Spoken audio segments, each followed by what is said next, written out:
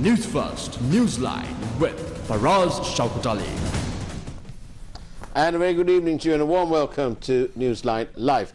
My guest this evening is the news editor of the Island newspaper. He's right here with me after a very long time.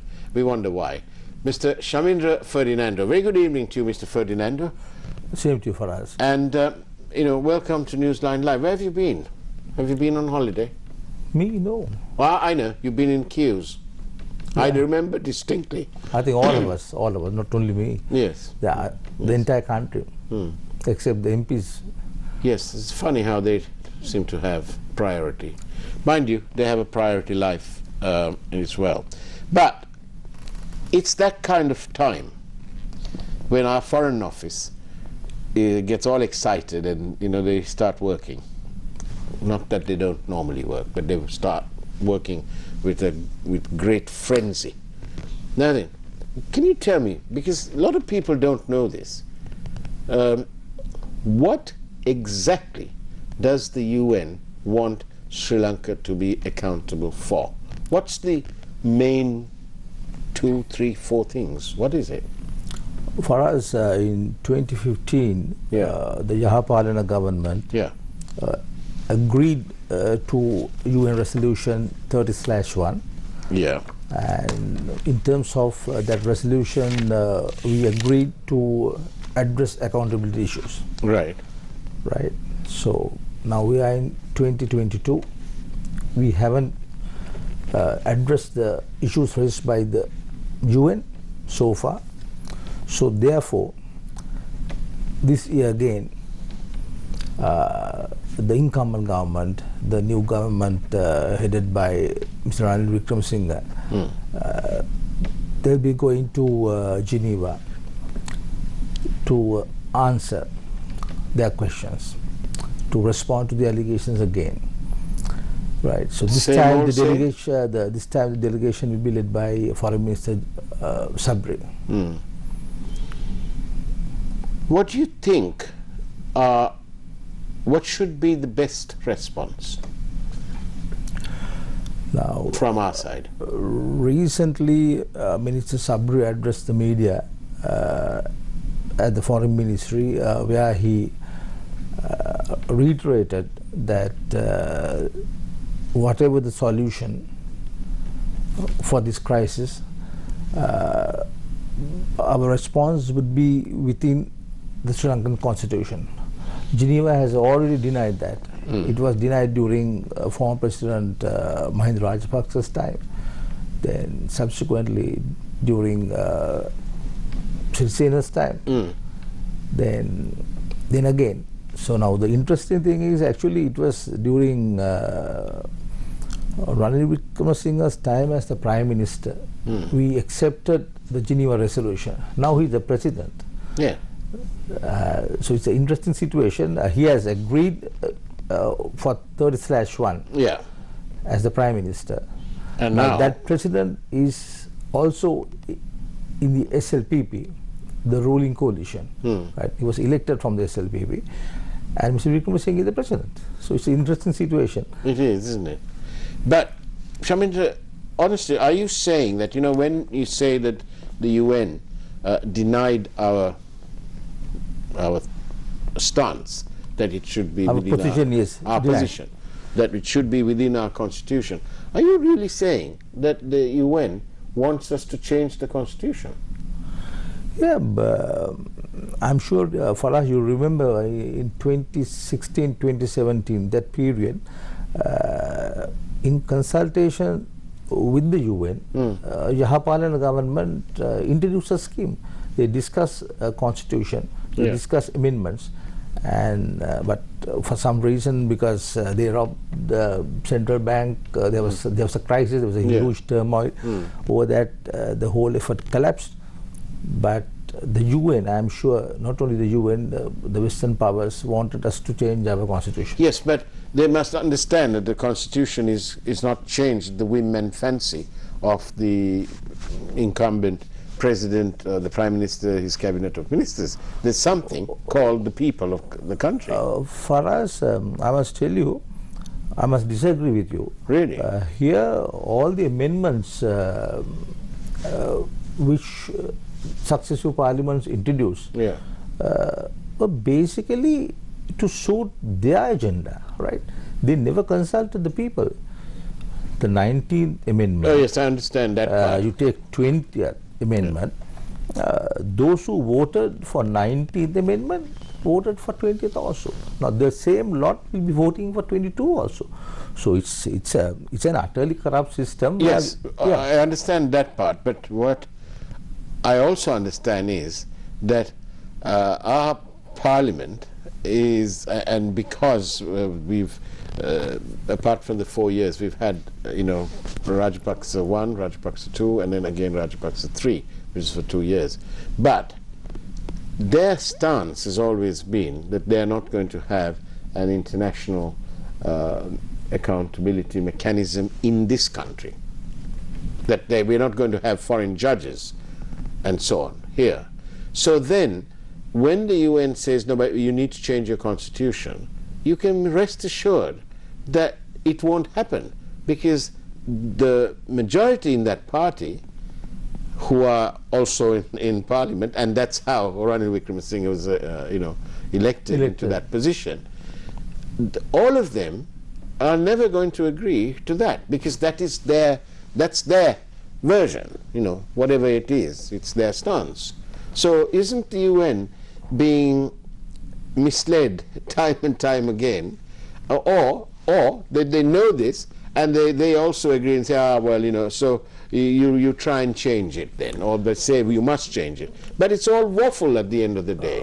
For us it's like this. I mean, we of course can refuse to do so, but we must always keep in mind that foreign governments, the Western powers, act in terms of decisions taken in Geneva.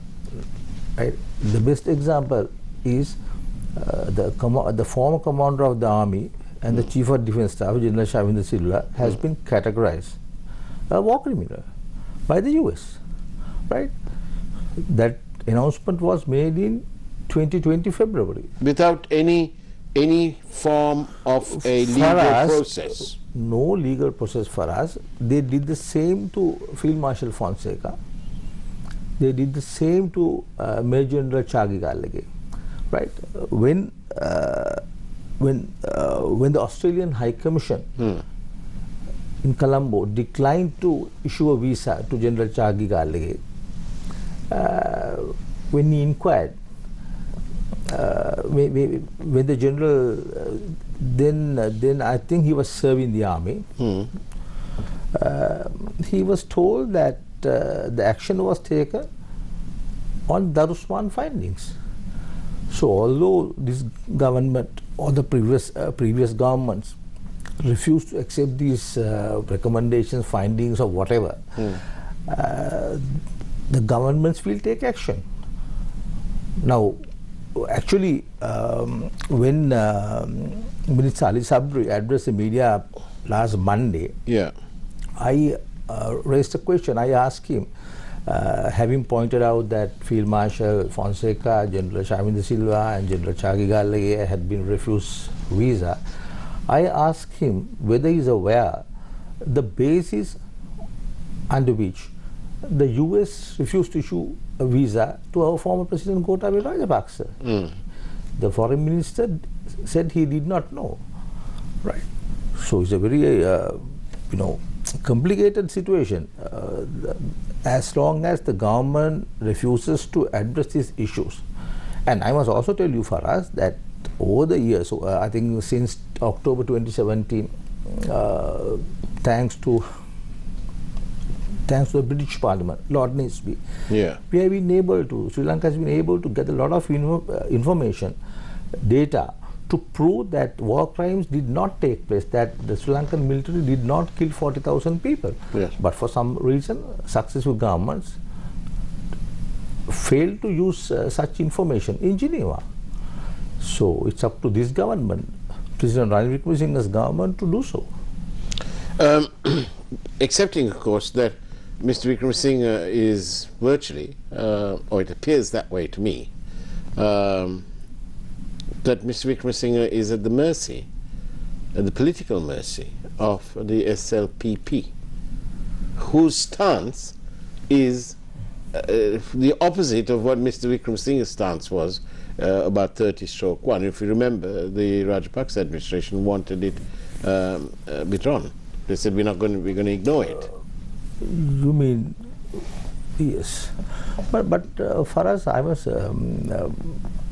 like to point out that although Foreign Minister at that time, it was Dinesh Gunawardena, who declared in Geneva that we would not cooperate and we would withdraw. We never did so. That is why this process continues. You mean he said it in Geneva? That's all, nothing else. And he didn't come here and put it into action through Parliament? Geneva, for us, we never withdrew from that process.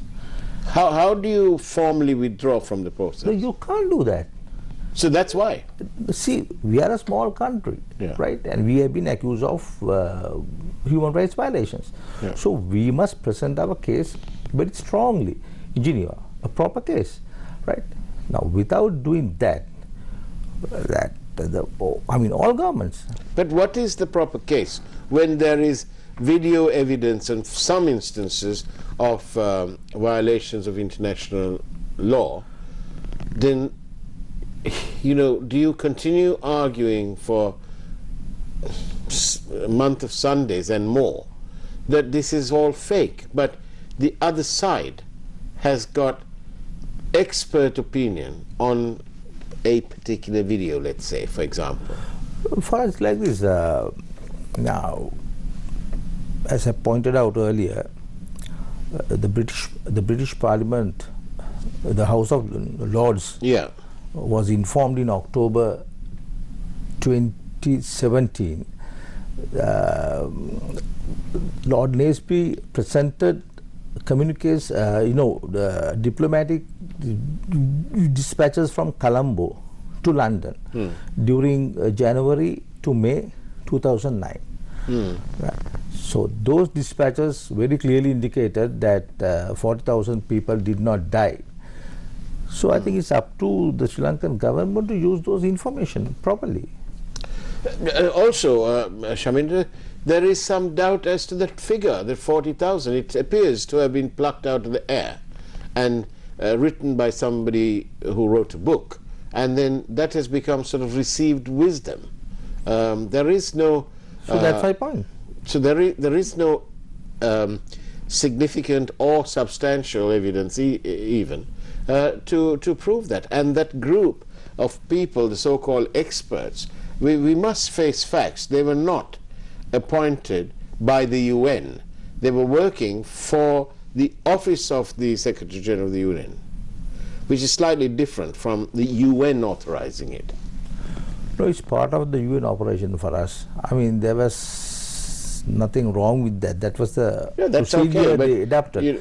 But I think for us here in Colombo, this country is in such political turmoil today. They don't have any time to address this issue now. Now see, with all these problems here, yesterday the government appointed 37 That's, I'm glad that we came to that point, because, isn't it the same old again? All these people, I mean, the youth of this country, so many people, civic-minded, the peaceful protesters, they demanded for proper governance. And what do we have? We've just gone back again. Yeah, the same lot, the same system. And isn't how much of that's going to impact?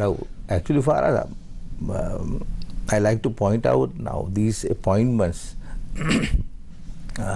given yesterday, 37 new state ministers. Now, of them, of 37, 27 are members of the SLPP. Right. Out of 37, 27 are members of the SLPP. The remaining 10 comprises 6 SLFP, 2 Samagi Jana Balawege, then Pillayan. Right. So Just see the situation. Now, where does Mr. Pilian fit in? His party, for us, it's called right, so he's Tamil Makkal Vidutale Pulikal, yes. Okay. So that's 9. Altogether 10 for us. Okay. All right. So we won't argue about the 1. All right. So, but this is, are these people taking? But they don't care for us. They don't care about the people, really? They don't care. You know, it's a political system. Whatever happens, they want to continue the SLPP administration at any cost. Right. Right. Now, if you see, the government was under pressure to form an all-party government. Indeed. Right. Now you will see that the SLPP failed to reach a consensus with Samagi Jana Balawegaya. Right. And those who split from the party. One group headed by Dala Sarha Peruma and Professor G.L. Pires. So what is the point in having the same setup again? Because it won't address the issue.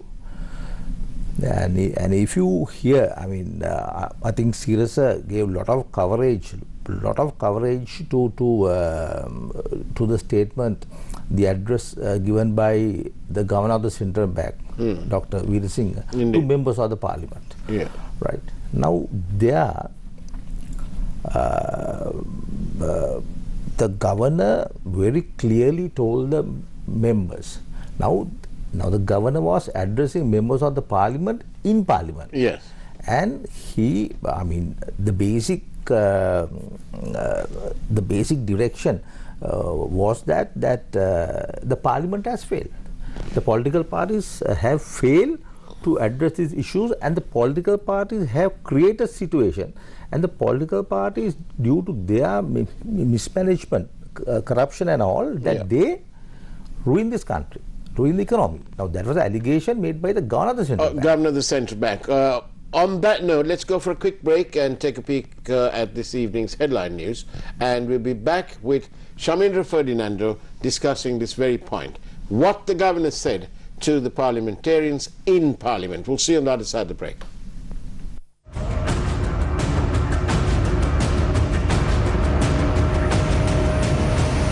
News First, Newsline with Faraz Shaukutali. News First headlines. Main sponsor. Anka eke arakshita itigini petti. Surya hini petti. Queen Elizabeth II passes away.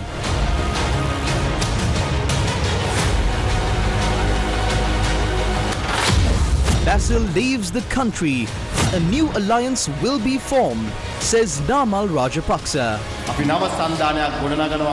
ඒ සන්ධානය තුළ අපි ඉදිරි කාලයේදී මේ රටේ ජනතාවගේ බලාපොරොත්තු ඉටු කරන්න පුළුවන් පරිසරය නිර්මාණය කරන්න අපි GL's challenge to the SLPP. අභියෝග කරනවා අපි පුළුවන් නම් ඉවත් කරන්න උත්සාහ දරන්නේ කියලා ඒක කරන්න බෑ. The criteria used to select state ministers revealed. News First headlines. Main sponsor. Anka eke arakshita itigini petti. Surya hini petti. Novatama eliya denna dilena Surya. Amataka vinnema නැති namage Surya. Kohotin dalvena gini kura Surya. Kavadat namagat gini petti Surya. Kavadat namagat gini petti Surya. Kavadat kotanat samage vishwase dinagat. Anka eke arakshita itigini petti. Surya hini petti.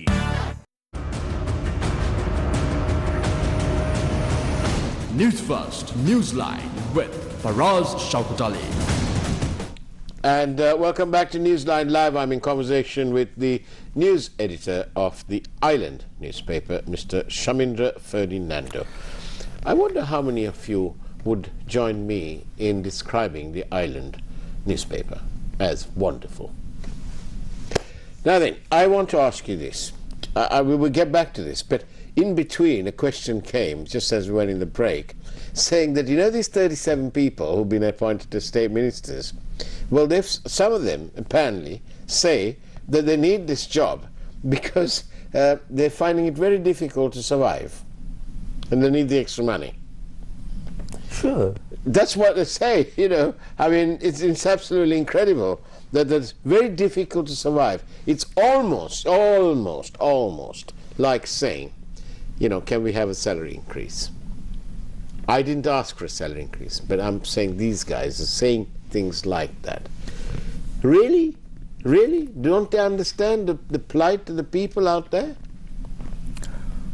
For us, within a week after the governor of the central bank slammed the political party system in parliament. In parliament, yes, gone. They increased the number of, they appointed 37 ministers, state ministers. Right? It's like they don't care about what anybody is saying. No, they don't care. I mean, obviously, now among the appointed are Sanat Nishant. Now, 2 lawyers have moved the Court of Appeal against him, contempt of court charge. So, in spite of that, the president appointed him as a minister at the request of the SLPP. Because they are the puppeteers, and he's the puppet. Is that a fair assessment? I don't like to use that word for us. Okay, we'll withdraw that word. But what do you say? You yourself are saying. It's a sort of arrangement. Now see, Mr. Vikramasinghe's party, the UMP, they got only 1 seat in the parliament, right? Yeah. But when he contested the presidency, he received 134 votes. So see, 133 votes came, I think, mostly from the SLPP. So therefore, the president has no option but to, address issues or whatever the request made by the SLPP also. That's the reality. That's the reality. That's the reality. Whether we call them puppeteers or puppets or whatever we want to call them, but that's the reality. Yes, that's the reality. How much do you think all this, obviously organizations like the IMF, the World Bank, ADB, all of these, they clearly know the statistics. They know the level of corruption or the level of overpricing and so on. They know all this. How much of this do you think has impacted and will impact even agencies like the UN, who know that if you are if you're being corrupt, then also that they can hardly believe what you're saying. That you'll do this with the OMP, you'll do that with those people, you'll pay reparations or whatever. They're hardly likely to believe them. No, for us, the UN system also, the foreign governments, they are also corrupt, no? I mean, that is the truth. Now see how these things happen. Now the parliament is under fire. This is your opinion now. I must say that now see, the parliament is under fire. The governor of the central bank slammed them in parliament, right? Now, day before yesterday, yesterday, right? There was this vote on social security contribution in heavy bill, right? Yeah. Do you know 123 MPs skipped that vote? Now, can you believe it? Now, the honorable members of the parliament, yeah, they have to come to parliament 8 days a month, first week and the third week. Now, such an important bill, right? The parliament says that the approval, the enactment of this bill would enable the government to raise rupees 140 billion rupees annually, right? So they are going to tax us, yeah, right? So, but well over 100 members of parliament decided not to vote. They simply didn't come. Now see, 91 voted for the bill, only 10 against, right? So as a party, only the JVP, all 3 JVP MPs voted against. So all the other MPs are not there, more than 100. So the politicians are irresponsible. That's the truth. Irresponsible. Right? As the governor pointed out, reckless policies, mismanagement. Actually, he never used the word corruption during his speech, 1 hour speech. He addressed the MPs in Sinhala. So it was very clear. What he said was, unbelievable for us. Unbelievable. He said, if the incumbent government failed to address issues and failed to meet the obligations, right? Because we had talks with the IMF, we agreed to certain things. If this government failed to implement, adhere to those agreements, right? He said there will be a bloodbath. There will be a bloodbath. And he said it will be worse than Aragalaya. Right? So that is a reality. That's a very serious warning for us. But see, within a week, they appointed 37 ministers, and under our constitution, they can appoint 3 more state ministers, 40 state ministers and 30 cabinet ministers, right? So it's phenomenal expenditure. See, for us, what we don't realize is that even a government with a simple majority, that means 113 members of parliament, it can have, right? I mean, it can appoint 30 members to the cabinet and 40 as state ministers. So out of, just see, out of 113, more than half can be appointed to some position. And if quite legally. Now that's the word. That's how they operate. So we must realize that this parliamentary system is for the political parties, not for the people. They will never address grievances of the people. Right? These appointments and other appointments very clearly indicate that they simply do not care, and they will take forward the agenda. And those who left the SLPP and now are operating independently, they are also responsible for the situation. Which probably is why, in the final analysis, which is probably why they are not minded to go for elections, although the public knows that that is what is good for the country. For us, elections won't solve our problem. No, right? Because the same lot will come back now. We don't know that. For us, you're making a prediction now. Definitely. Okay. Right, because 2 major parties. Yeah. Right. So whatever happens. Yeah. They will one party. So it's the same lot. Yeah. Their sons and brothers and cousins and sisters. The same lot. They will. Are you predicting a return of the family firm to representative politics? They are still there for us. They're still there. I mean, but are we talking about Shamindra Rajapaksa was appointed as state minister yesterday. Yeah. Right. So I'm sure the SLPP will press the president to accommodate their concerns. As a Sri Lankan citizen, are you worried? I'm worried. And I'm sure you're also. Of course. All of us are worried. Yes. Right? And for us, it is such a serious matter, actually for us, such a critical statement made by the governor of the Central Bank in Parliament did not receive sufficient coverage. But of course, Syriza gave a lot of coverage. Did you write it in the paper? Yes. Good. But I believe it did not receive adequate coverage. You asked me if I'm worried, and I said yes. But I'm also sad, because I just came back from the Vanni, where I sort of traveled about, and I saw the stark difficulties and hardships of the people there, the former conflict areas, to such a point that the former no-fire zones are now not mere barren land. There's trees, greenery, and the environment has moved on. But unfortunately and sadly, the people haven't, because the people are living there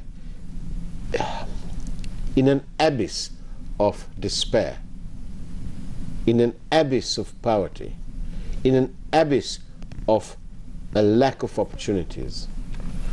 And all we hear, the only sounds we hear on those sad places is the winds that blow across the lagoon and the beaches, across what I call